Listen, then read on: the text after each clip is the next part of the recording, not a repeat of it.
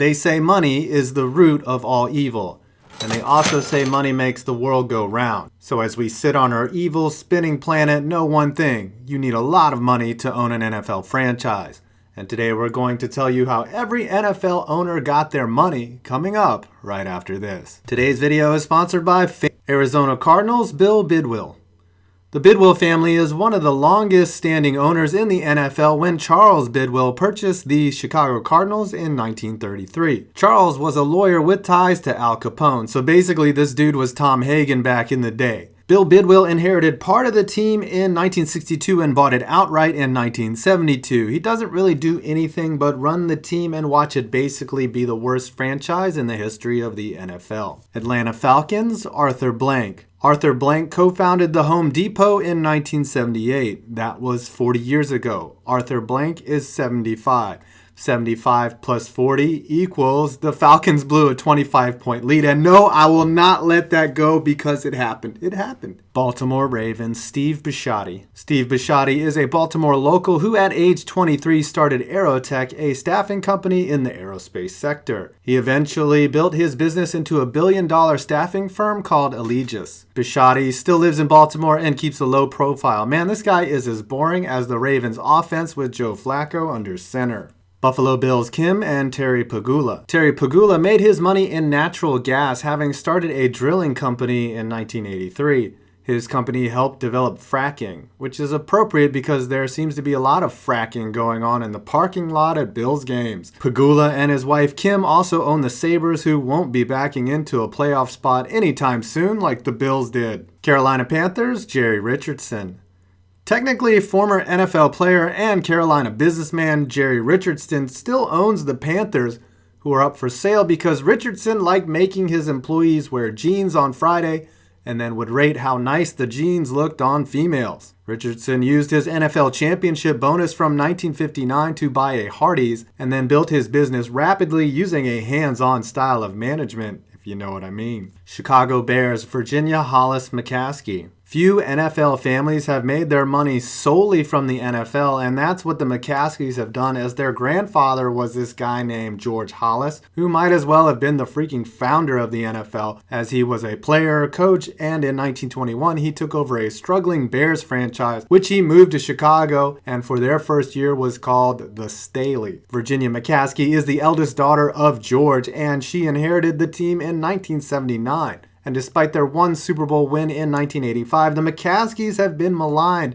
as maybe one of the cheapest, greediest, and unfan-friendly ownership families in the league. Good news though, Bears fans, she is 95 and will eventually die, and maybe they will sell the team. Not likely. Cincinnati Bengals, Mike Brown.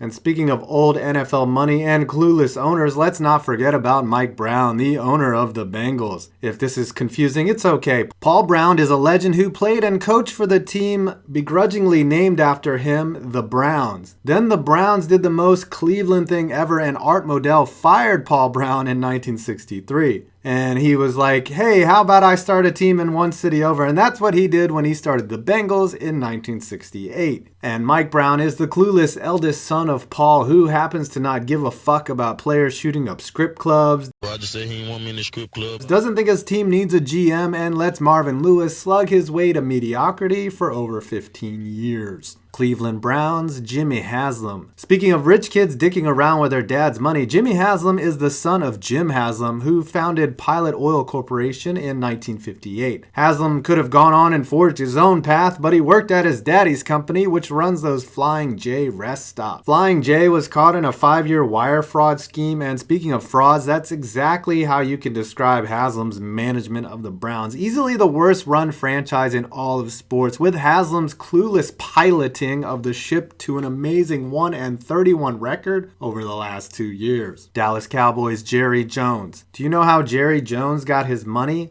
I want me some glory hole. It's not as cut and dry as others, but we do know he borrowed some money from the Teamsters to open up some Shakey's Pizzas in Missouri. That didn't work out, but again, he borrowed some Teamster money and did what any smart Texan would do, start an oil business in Arkansas. And in 1989, he bought the Cowboys, where he did make a splash, winning 3 Super Bowls in 4 years. But now all he does is watch his team slog to 8-8 records and beef with Roger Goodell like he's on reality TV. Oh, and this happened. To win this game, and I know Jerry Jones and the rest of this organization is absolutely sick. Denver Broncos, Pat Bolen, and the Bolan Family Trust. The Broncos have been owned by the Bolan family since 1984 and was spearheaded by Pat Bolen until 2014 when he stepped down as the team CEO due to Alzheimer's disease. Paul Bolen, Pat's dad, made his money like a lot of other NFL owners, it seems, in the oil business. Pat has been sued a couple times by the guy he bought the team from over him selling a stake in the team to John Elway, who took over football operations in 2009 when rumors began swirling that Bolen was suffering from short-term memory loss. And I bet fans want to forget the last 2 years, that's for sure. Detroit Lions, Martha Ford. Can you guess where someone with the last name of Ford who lives in Detroit got their money from? And this is the Ford Windstar of football plays. The Green Bay Packers, Green Bay Packers, Inc. The Green Bay Packers are actually owned by the residents who wish to purchase stock in the team. The Packers are the only publicly owned team in the major North American sports. And because they release their figures every year, give us all an insight to how freaking much money an NFL franchise makes. Mark Murphy is the elected chair of the corporation, which is a non-profit. And in case you are wondering, the residents that own stock only get basic voting rights and get no dividends or benefits. You even have to buy the foam cheesehead separate. Houston Texans, Robert C. Mcnair. Bob Mcnair founded Cogent Technologies, which he sold for a fortune in 1999 to Enron, and he owns a couple of power plants in New York and West Virginia. He now chairs an investment group and famously said that you can't let inmates run a prison in regards to the anthem protests, in one of the poorest choices of words ever. Indianapolis Colts, Jim Irsay. Jim Irsay was 12 when his dad, businessman Robert Irsay, bought the Colts in 1972. After Robert snuck the Colts out of Baltimore like an unhappy wife running off with the gardener in the middle of the night, Jim took over in 1997 when his dad passed away. And since then, Jim has led a coke-fueled rage against the NFL Rules Committee, especially when things go against his team. Jacksonville Jaguars, Shaheed Khan. Born in Pakistan, Shaheed Khan came to America in 1967 at the age of 16 with basically nothing to study engineering. He worked at a manufacturer while attending grad school and eventually founded his own company called Bumper Works in 1978, buying his former employer 2 years later. Bumper Works supplied the big three automakers with parts and by 1989 became Toyota's sole supplier of bumpers. And in 2011, the kid from Pakistan, now a naturalized U.S. citizen, owned a $3 billion company. That same year, he purchased the Jaguars, becoming the first ethnic minority to be an NFL owner. Shaheed Khan, living the American dream of losing to the Patriots. Kansas City Chiefs, Clark Hunt. Stop me if you've heard this one before. Son of an oil baron. Clark Hunt is Lamar Hunt's grandson. He also founded Major League Soccer.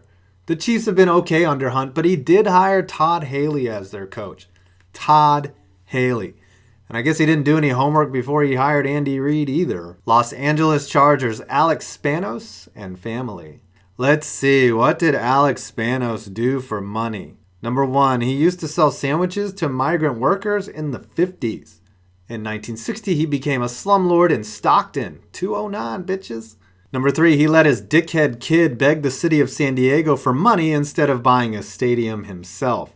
And you know what line is coming next. Fuck you, Spanos. Fuck you, Spanos. Fuck you, Spanos. Puta madre, Spanos. Los Angeles Rams, Stan Kroenke. Stan Kroenke got his money in real estate through shopping centers and apartment buildings. He also married one of the richest human beings on earth, Ann Walton. And I think he is a proctologist as well, the way he gave the entire city of St. Louis a rectal exam on the way out of moving the team. Miami Dolphins, Stephen M. Ross. Stephen Ross is also a billionaire real estate developer that started out focusing on affordable housing and now has graduated to gentrifying previously rundown areas of cities.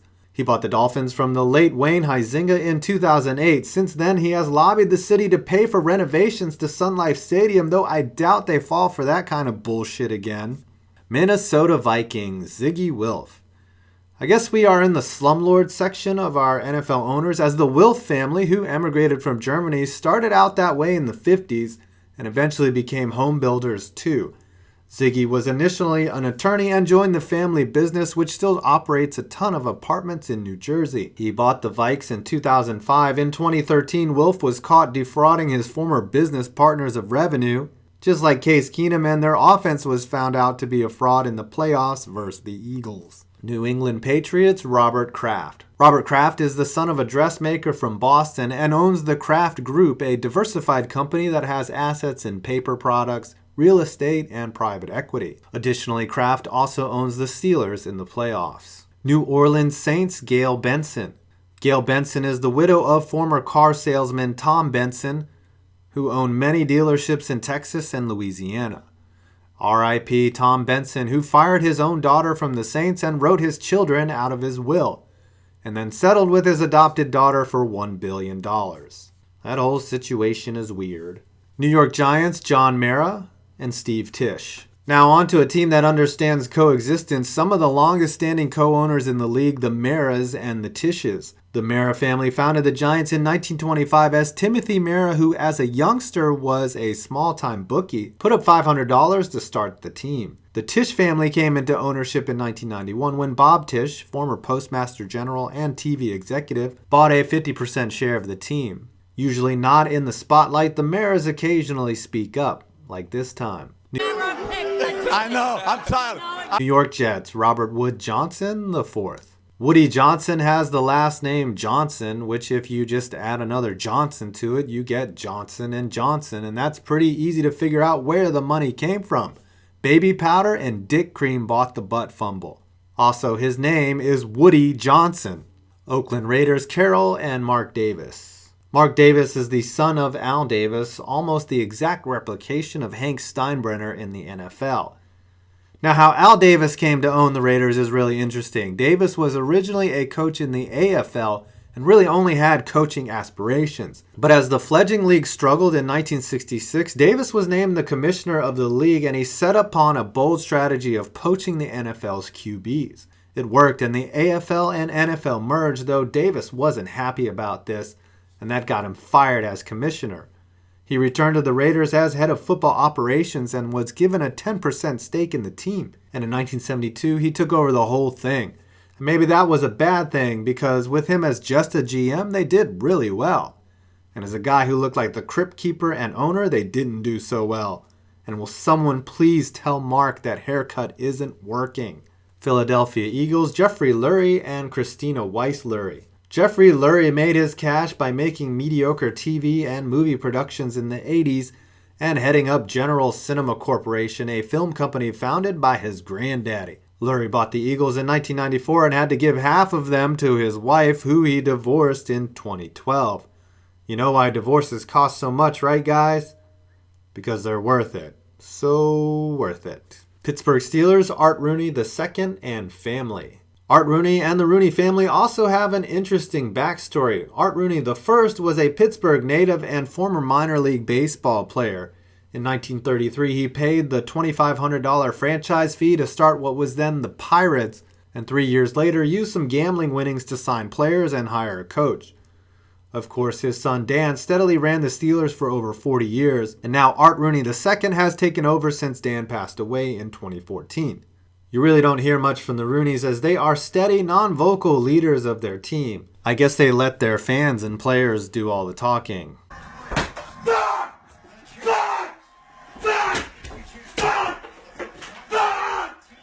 San Francisco 49ers, Jed York. If being in the right place at the right time is a skill, then Jed York has that down, as he is the son of Denise Bartolo York and John York, who somehow ended up with ownership control of the Niners after the league stripped the franchise from Ed DiBartolo over some shady business dealings. York has comically owned the franchise, getting into flame wars with Adam Schefter, calling their in-season loss to the Seahawks unacceptable, and hiring Jim Tomasula over Jim Harbaugh, and watching his team turn into an absolute shit show after being one play away from a Lombardi. Seattle Seahawks, Paul Allen, co-founder of Microsoft. So when you get all that spyware on your PC, blame the Seahawks. Tampa Bay Buccaneers, Brian Glazer, Edward Glazer, Joel Glazer, and his wife.